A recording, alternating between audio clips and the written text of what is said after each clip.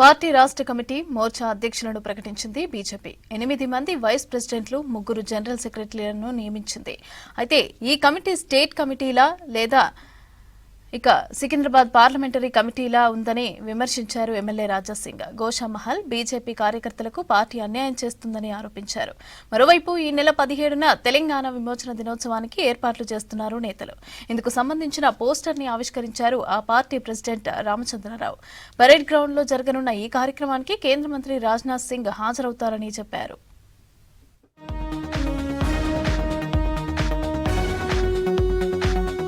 BJP state కమిటీని ప్రకటించింది ఆ పార్టీ అధిష్టానం. మొత్తం 8 మంది వైస్ ప్రెసిడెంట్లను ప్రకటించింది. వైస్ ప్రెసిడెంట్ గా బూర నర్సయ్య గౌడ్ తో పాటు కాసం వెంకటేశ్వర్లు, బండ కార్తికారెడ్డి పేర్లను ప్రకటించింది.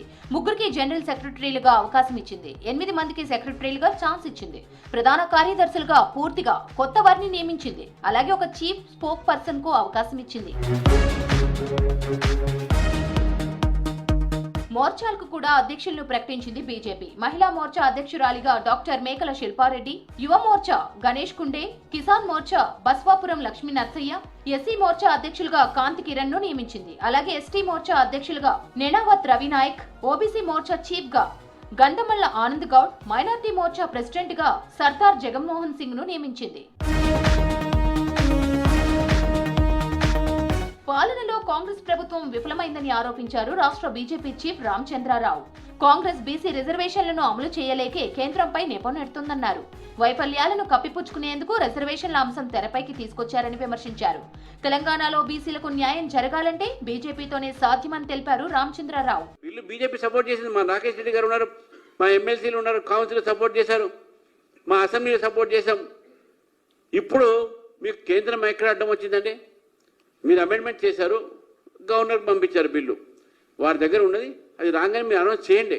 మొన్నటి వరకు బీజేపీ అడ్డుపడుతుంది. బీజేపీ ఎక్కడ అడ్డుపడ్డదంటే మీ న్యాయ ప్రక్రియలు అడ్డుపడ్డదా?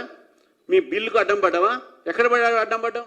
సెప్టెంబర్ 17 తెలంగాణ విమోచన దినోత్సవం పోస్టర్ ను విడుదల చేసింది బీజేపీ. నాంపల్లిలోని పార్టీ కార్యాలయంలో పోస్టర్ ను ఆవిష్కరించారు స్టేట్ ప్రెసిడెంట్ రామచంద్రరావు. ఈ నెల 11 నుంచి కార్యక్రమాలు ప్రారంభమవుతాయని తెలిపారు. 11న ఎల్వి ప్రసాద్ ల్యాబ్ లో రజాకార్ సినిమా ప్రదర్శన ఉంటుందని, గవర్నర్ కూడా హాజరవుతారని చెప్పారు. 12న రాష్ట్ర వ్యాప్తంగా ర్యాలీలు, సభలు నిర్వహిస్తామన్నారు. 17న పరేడ్ గ్రౌండ్ లో కార్యక్రమం ఉంటుందని, కేంద్ర మంత్రి రాజ్నాథ్ సింగ్ చీఫ్ గెస్ట్ గా హాజరవుతారని చెప్పారు రామచంద్రరావు.